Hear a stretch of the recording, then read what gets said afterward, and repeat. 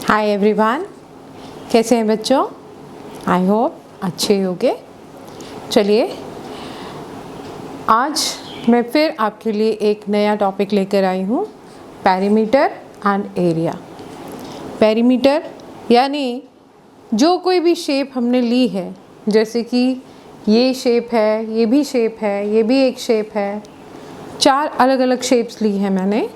इन चारों ही शेप्स का पेरीमीटर अगर हमें मालूम करना है तो एक तो होता है sum of all sides, that means सभी साइड्स जितनी भी इसकी भुजाएं हैं, आप भुजाएं कह सकते हैं या साइड्स कह सकते हैं, या इसकी लाइन सेगमेंट जितने भी इसमें लगे हुए हैं, क्योंकि ये एक बंद फिगर है, क्लोज्ड फिगर है ना, ये सारी क्लोज्ड फिगर है।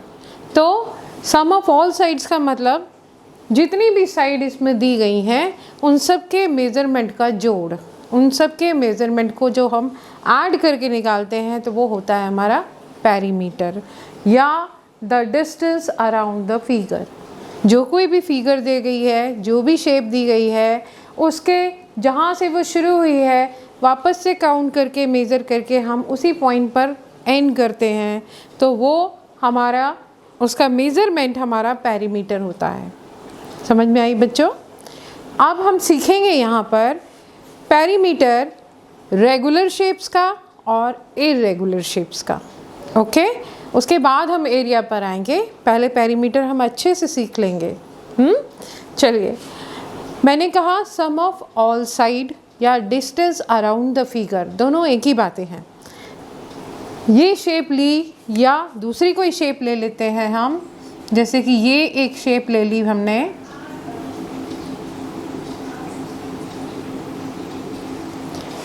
Distance around the figure. अगर ये शेप यहाँ से शुरू हो रही है तो इसके चारों तरफ जितनी भी साइड्स यहाँ पर दी हुई है, इन सभी साइड्स के मेज़रमेंट को जब हम ऐड करते हैं तो वो कहलाता है हमारा पेरीमीटर। सपोज़ अगर ये हमारा 1 है, ये 2 है, ये 3 है, ये अगेन 1 है, ये 2 है, ये 3 है, तो सेंटीमीटर।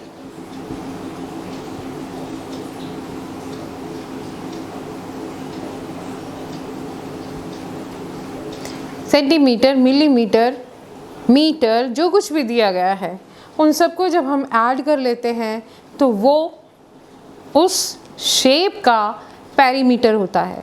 ध्यान रखिएगा, perimeter distance around the figure, उसके सारी साइड्स जितनी भी साइड्स उसके अंदर दी गई है उसको जब हम ऐड करके उसका सम निकालते हैं वो होता है हमारा पेरीमीटर। जैसे कि अब हम इस शेप का निकालेंगे तो हो जाएगा perimeter of the shape equal to 1 plus 2 plus 3 plus again 1 plus 2 plus 3 centimetre. अगर आप ये सेंटीमीटर ब्रैकेट के बाहर लिखते हैं और ये सभी साइड्स ब्रैकेट के अंदर लिखते हैं तो ये सेंटीमीटर सभी के लिए यूज़ हो गया। ओके, अदरवाइज़ आपको हर एक के लिए अलग अलग लिखना पड़ेगा। 1 centimetre, 2 centimetre, 3 centimetre, 1 centimetre, 2 centimetre, 3 centimetre. Okay, तो हमने क्या किया, अपनी कन्वीनियंस के लिए इसको ब्रैकेट में बंद किया सारे नंबर्स को और बाहर लिख दिया सेंटीमीटर। ओके, अब इसको ऐड करेंगे, 1 plus 2 3, 3 plus 3 6, plus 1 7, plus 2 9, plus 3 12। तो इसका पेरीमीटर हो गया 12 सेंटीमीटर। ये तो पेरीमीटर हुआ हमारा इरेगुलर शेप्स, इरेगुलर शेप्स जिनका कोई पर्टिकुलर फिक्स शेप नहीं है। ओके, अब हम सीखेंगे रेगुलर शेप्स का पेरीमीटर। रेगुलर शेप्स में आता है हमारा रेक्टेंगल, स्क्वायर, ट्रायंगल, जिनका शेप फिक्स्ड होता है, जिसमें साइड्स जो होती है, नंबर ऑफ साइड्स फिक्स होती है। चलिए हम कर तो उसको भी सकते हैं। ये मैंने लिया रेक्टेंगल, ये रेक्टेंगल है। रेक्टेंगल की प्रॉपर्टी होती है कि उसके आमने सामने की यानी ऑपोजिट साइड्स बराबर होती हैं, बराबर भी होती हैं और पैरेलल भी होती हैं, बराबर और पैरेलल, सेम अनपैरेलल। पैरेलल क्या होता है बच्चों? ऐसी दो साइड्स जिनके बीच में का डिस्टेंस हमेशा जहाँ से वो शुरू हो रही हैं और जहाँ पर वो ख़त्म हो रही हैं हमेशा बराबर मेंटेन रहे, वो एक ही प्लेन पर हो, एग्जिस्ट करती हों और कभी भी किसी भी पॉइंट पर एक दूसरे से ना मिलें। ऐसी लाइंस को या ऐसे लाइन सेगमेंट्स को हम पैरेलल लाइन या लाइन सेगमेंट्स कहते हैं। ओके, तो अब इसकी प्रॉपर्टी होती है, रेक्टेंगल की प्रॉपर्टी हमारे पास होती है, ऑपोजिट साइड्स सेम होती है और पैरेलल होती है, यानी ये साइड इस साइड के बराबर है और ये वाली साइड इस वाली साइड के बराबर है। ओके, तो आप देखेंगे यहाँ पर अगर हम इसका नाम दे दें ए बी सी डी, तो line segment A B and line segment C D दोनों बराबर हैं और लाइन सेगमेंट ए डी और लाइन सेगमेंट बी सी ये भी दोनों बराबर है।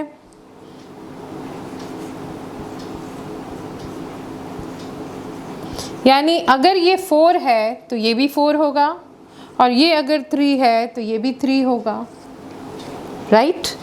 हम यहाँ पर एक तरीका तो ये है कि चारों साइड्स को प्लस कर दें, 4 + 3 + 4 + 3 आ जाएगा, लेकिन हम क्योंकि ये हमारी रेगुलर शेप है इसके लिए फॉर्मूला फाइंड आउट कर सकते हैं, फॉर्मूला हम निकाल सकते हैं। तो हम सीधे सीधे फॉर्मूले पर आए कि जब भी हमें इस तरह की शेप मिले हम सीधे सीधे फॉर्मूला लगाएं और उसको सॉल्व कर लें, राइट। तो हमारा 4 जो है वो 2 टाइम्स है, 4 + 4 2 टाइम्स है और 3 + 3 भी 2 टाइम्स है, देख रहे हैं आप। तो अगर हम इसे 4 + 4 करें तो 8 होगा और या फिर 2 + 4 कर दें तो भी 8 होगा, राइट। और 3 + 3 करें 6 या 2 + 3 करें, 2 × 3 करें तो भी 6 होगा, 2 × 3 करें तो भी 6 होगा।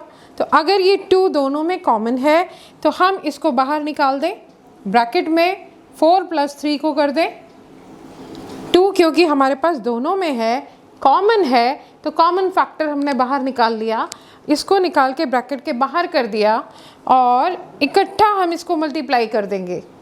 4 + 3 को अंदर ही रहने दिया, 4 + 3 को हम ऐड करते हैं और बाद में फिर 2 से मल्टीप्लाई करते हैं, यानी 2 × 7 = 14। और अगर आप यहाँ सॉल्व करिए 4 + 4 8 + 3 11 + 3 14, इस फॉर्म में भी ये 14 है और इस फॉर्म में भी ये 14 है, क्योंकि हमारे पास 2 टाइम्स लेंथ है, लेंथ 2 टाइम्स है, ब्रेड्थ भी 2 टाइम्स है, राइट। तो हम इससे एक फॉर्मूला तैयार कर सकते हैं जो कि पेरीमीटर ऑफ द रेक्टेंगल = हमारे पास ये 2 टाइम्स है लेंथ और 2 टाइम्स है ब्रेड्थ, तो हम 2 को निकालते हैं बाहर और लेंथ प्लस ब्रेड्थ करते हैं ब्रैकेट के अंदर।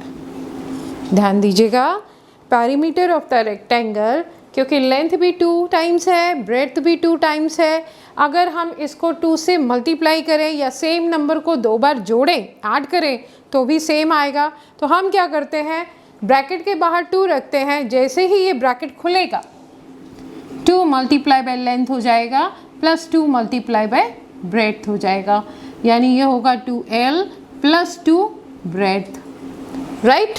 तो हमने क्या किया, अपनी कन्वीनियंस के लिए ये 2 कॉमन लेकर के बाहर निकाल दिया और लेंथ प्लस ब्रेड्थ रखा अंदर, ब्रैकेट के अंदर रखा, लेंथ और ब्रेड्थ ऐड करके बाद में 2 से मल्टीप्लाई कर देंगे, हो जाएगा perimeter of the rectangle. I hope ये बात आ गई होगी समझ में आपको कि पेरीमीटर ऑफ रेक्टेंगल कैसे निकालते हैं। रेक्टेंगल क्योंकि हमारा रेगुलर शेप है, रेक्टेंगल रेगुलर शेप है, इसके शेप में कोई चेंज नहीं आता। अगर हम इस तरह की शेप्स लेते हैं तो थोड़ा डिफरेंट हो जाता है, हमें क्या करना होगा, हमें सारी साइड्स को मेज़र निकाल करके उनको ऐड करके पेरीमीटर निकालना होगा। लेकिन यहाँ पर क्योंकि ये रेगुलर शेप है तो इसके लिए हम ये वाला फॉर्मूला यूज़ कर सकते हैं, perimeter of the rectangle is equal to 2 multiply by length plus breadth. Length plus breadth को हम ब्रैकेट में रखेंगे और जैसे ही ब्रैकेट खुलेगा ये 2 दोनों से मल्टीप्लाई हो जाएगा। ओके या आप यूँ करिए, दोनों को ऐड करिए और फिर 2 से मल्टीप्लाई करिए। दोनों ही तरीके सही हैं, आपको जो कन्वीनियंट लगे वो आप यूज़ कर सकते हैं। ओके चलिए अब आगे बढ़ते हैं स्क्वायर की तरफ, क्योंकि स्क्वायर भी हमारी रेगुलर शेप है। स्क्वायर की प्रॉपर्टी होती है कि उसकी चारों साइड्स इक्वल होती हैं। स्क्वायर में 4 साइड्स होती हैं, मैं दिखाती हूँ आपको। स्क्वायर में भी 4 साइड्स होती हैं और ये चारों बराबर होती हैं। आप लूडो खेलते हैं ना, लूडो में आपने क्यूब देखा है, क्यूब उससे आप खेलते हैं और वो डाइस होता है उससे आप खेलते हैं, आप देखते हैं उसकी सभी साइड्स बराबर होती है। सेम उसी टाइप की शेप होती है, वो शेप नहीं होती है स्क्वायर की लेकिन उस टाइप की होती है, उसकी चारों साइड्स बराबर होती हैं। यानी ये होता है s plus S plus S plus S. मैं आपको नंबर्स के थ्रू समझाती हूँ। अगर ये हमारा 2 है, ये भी 2 है, ये भी 2 है, ये भी 2 है। आप देखिए पैरेलल भी है इसकी अपोजिट साइड और इक्वल भी है इसकी चारों साइड्स। अगर हम इसको करें 2 + 2 + 2 + 2, जो हम इरेगुलर शेप के लिए करते हैं, सारी साइड्स को लेते हैं, इकट्ठा करते हैं, ऐड कर देते हैं। अगर हम यहाँ पर 2 + 2 + 2 + 2 करें तो ये होगा हमारा 8, राइट। और अगर हम इसको, ये 2 कितनी बार है, 4 टाइम्स है, तो हम 4 टाइम्स को 4 से इस साइड्स को सभी साइड्स को 4 से मल्टीप्लाई करें तो हो जाएगा 4 × 2 = 8। अब आप कहेंगे खाली 2 से तो सेम आएगा, कुछ और लेके बताती हूँ मैं आपको। सपोज ये 4 नहीं, ये 6 लेते हैं, 6 6 6 6 6 6 6 6 + 6 12, 6 + 6 18 + 6 24। और अगर आप 4 से 6 को मल्टीप्लाई करें तो भी 24 ही आएगा। ओके तो कहने का मतलब ये है कि जो रेक्टेंगल का स्क्वायर का पेरीमीटर होता है वो सभी साइड्स को आप ऐड करिए या उसका फॉर्मूला रखिए, दोनों ही सेम आंसर देंगे। तो ये हो जाएगा perimeter of the square is equal to 4 multiply by side. आप साइड को 4 बार लिख के ऐड करिए या 4 से मल्टीप्लाई करें, दोनों ही सेम होंगे। क्योंकि ये 4 टाइम्स है, 4 टाइम्स का मतलब आपको 4 बार ऐड करना है, या आप 4 से मल्टीप्लाई करिए, इक्वल आएगा। दोनों ही कंडीशंस सेम होगी, राइट। आई होप ये भी समझ में आ गया होगा आपको। मैंने एग्जाम्पल से भी बता दिया आपको। 2 ले लिया एक बार 6 लिया। अगर आप सभी साइड्स, क्योंकि इसकी सभी साइड्स बराबर होती हैं इसलिए आप इसको कर सकते हैं 4 मल्टीप्लाई बाय साइड। यूनिट्स चाहे भी जो भी दिया हो, centimetre, metre, millimetre, kilometre, whatever, जो कुछ भी दिया गया है आपको वहाँ पर जब आप पेरीमीटर निकाल लेंगे, सपोज यहाँ सेंटीमीटर था तो हम यहाँ पर सेंटीमीटर लिखेंगे। क्लियर? इतनी बात आ गई होगी समझ में? हाँ चलें आगे बढ़ें। ओके अब हम चलते हैं ट्रायंगल की तरफ। ट्रायंगल का पेरीमीटर भी हमें तीनों साइड्स को लेकर के ऐड करना होगा, क्योंकि ट्रायंगल कई शेप्स के होते हैं, अलग अलग शेप्स के होते हैं, इसलिए क्योंकि बदलता रहता है इसलिए हम क्या करेंगे, तीनों साइड्स को लेकर के ऐड करेंगे।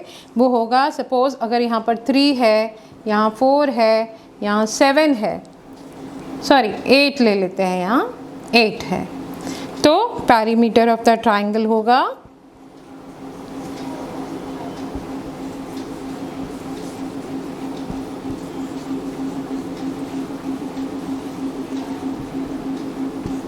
इक्वल टू 3 + 4 + 8, यहाँ हम ले लेते हैं मीटर। तो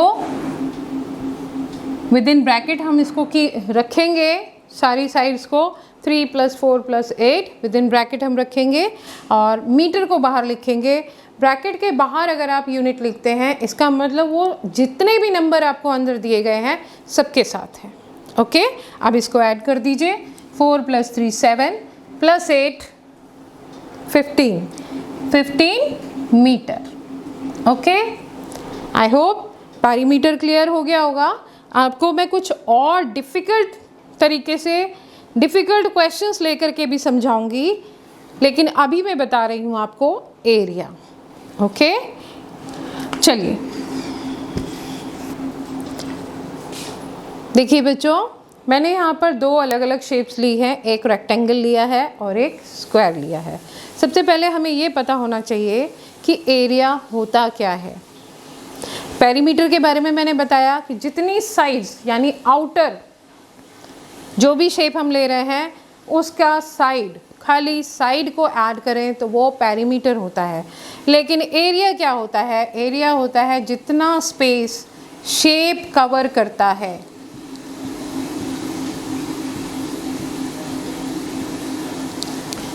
जितना स्पेस, जितनी जगह, जो कोई भी आप शेप ले रहे हैं, जो भी शेप आप ले रहे हैं, जितना स्पेस वो शेप कवर करती है वो उस शेप का एरिया होता है। जैसे कि मैंने यहाँ पर रेक्टेंगल लिया है, how much space this rectangle is covered on this board, that is the area of this rectangle.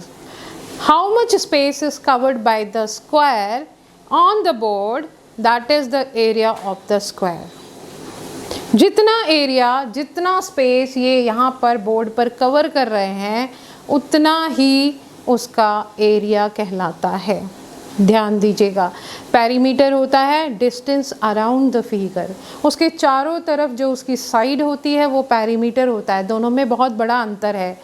जो उसकी साइड्स होती हैं वो उसका perimeter, sum of the sides कहलाता है पेरीमीटर, और जो अंदर का पोर्शन होता है, शेप के अंदर जितना भी स्पेस कवर किया गया है उस शेप से, वो स्पेस कहलाता है एरिया ऑफ द शेप। यहाँ पर मैंने रेक्टेंगल लिया है तो रेक्टेंगल का एरिया जितना इसने कवर किया है वो सब इसका एरिया है। याद रखिएगा, जितना स्पेस इस स्क्वायर ने कवर किया है उतना इसका एरिया है। ओके, अब एरिया ऑफ द शेप निकालने के लिए, जैसे कि मैंने यहाँ पर दो अलग अलग शेप्स लिए हैं, एक रेक्टेंगल है और एक स्क्वायर है, राइट? तो इसका हम एरिया अगर हमें निकालना है, पहले मैं यहाँ इन दो शेप्स की बात करूँगी, area of the rectangle and area of the square.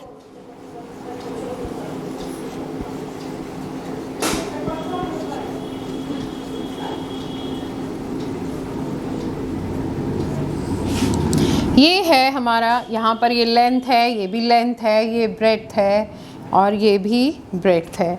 यहाँ पर ये चारों साइड्स हैं। ओके, तो यहाँ पर पेरीमीटर नहीं निकालना है इसलिए हम सारी साइड्स को नहीं लेंगे, हम खाली एक लेंथ लेंगे और एक ब्रेड्थ लेंगे।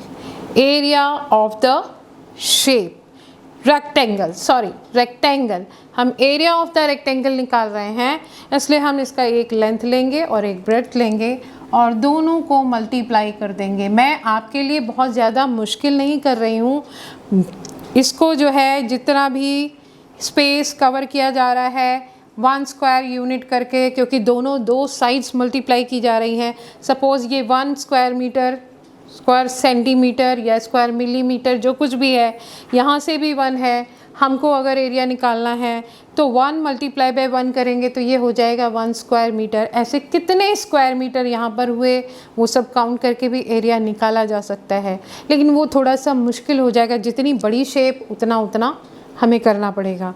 हम यहाँ पर डायरेक्ट फॉर्मूला यूज़ करेंगे, डायरेक्ट फॉर्मूला लेंगे, एक लेंथ लेंगे, एक ब्रेड्थ लेंगे और दोनों को मल्टीप्लाई करेंगे। और याद रखिएगा बच्चों, पेरीमीटर में हम क्योंकि हर एक साइड को प्लस करते हैं इसलिए उसका यूनिट सिंगल में लिखा जाता है। अगर सेंटीमीटर है तो सेंटीमीटर लिखेंगे, मीटर है तो मीटर लिखेंगे। लेकिन यहाँ क्योंकि हम मल्टीप्लाई कर रहे हैं इन दोनों को, दैट्स वाई स्क्वायर यूनिट हो जाएगा। और इसके आगे हमें लिखना पड़ेगा, अगर सेंटीमीटर है तो सेंटीमीटर स्क्वायर या स्क्वायर सेंटीमीटर। दो तरह से यूनिट्स को आप लिख सकते हैं यहाँ, सेंटीमीटर स्क्वायर और स्क्वायर सेंटीमीटर। दोनों ही मेथड सही है, आप चाहे जिसका इस्तेमाल करिए। यहाँ पर लेंथ और ब्रेड्थ दो अलग अलग साइड्स हैं, दोनों को मल्टीप्लाई करेंगे तो हमारा एरिया निकल के, एरिया ऑफ द रेक्टेंगल निकल कर आएगा। और यहाँ हमारे पास क्योंकि चारों साइड्स बराबर हैं तो अगर हमें इसका एरिया निकालना है तो होगा area of the square is equal to side multiply by side. इसको भी हम सेंटीमीटर स्क्वायर और स्क्वायर सेंटीमीटर में लिख सकते हैं। याद रखिएगा दोनों नहीं लिखने हैं, कोई सा एक आप यूज़ कर सकते हैं। ओके, अब मैं आपको बताती हूँ थोड़ा सा एक छोटा सा एक एग्जाम्पल लेकर के।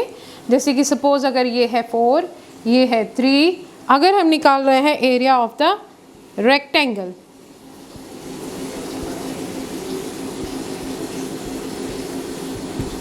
तो हम करेंगे इसको 4 multiply by 3 is equal to 12 square centimetre या सेंटीमीटर स्क्वायर, दोनों ही ठीक है। 4 multiply by 3 will be the area of the rectangle. और यहाँ पर है आपका सपोज़ ये 6 है और ये भी 6 है, इसकी तो चारों साइड्स बराबर होती है, तो आप इसको ले सकते हैं area of the square. 6 multiply by 6 is equal to 36 square metre और मीटर स्क्वायर। मैं आपको दोनों इसलिए लिखकर बता रही हूँ क्योंकि आपको समझ में आ जाए कि आप दोनों ही लिख सकते हैं। आप जिसमें कन्वीनियंट हो उसका आप इस्तेमाल करिए। ओके, आज के लिए इतना ही बच्चों। जितना जो कुछ भी मैंने आज आपको बताया है, आई होप ये सब समझ में आ गया होगा। अगर इसके बाद भी कोई प्रॉब्लम बचती है, कोई डाउट बचता है, तो आप मुझसे कमेंट सेक्शन में पूछ सकते हैं, डिस्कस कर सकते हैं अपनी प्रॉब्लम। हाँ, अगर पिछले टॉपिक में आपको कोई प्रॉब्लम है, कोई डाउट है, तो भी आपको डिस्क्रिप्शन बॉक्स में सारे लिंक दिए गए हैं। आप वीडियो खोलिए, वापस से खोलिए, उसको देखिए, बार बार देखिए। नहीं समझ में आता है तो मेरे साथ डिस्कस करिए। Okay, bye.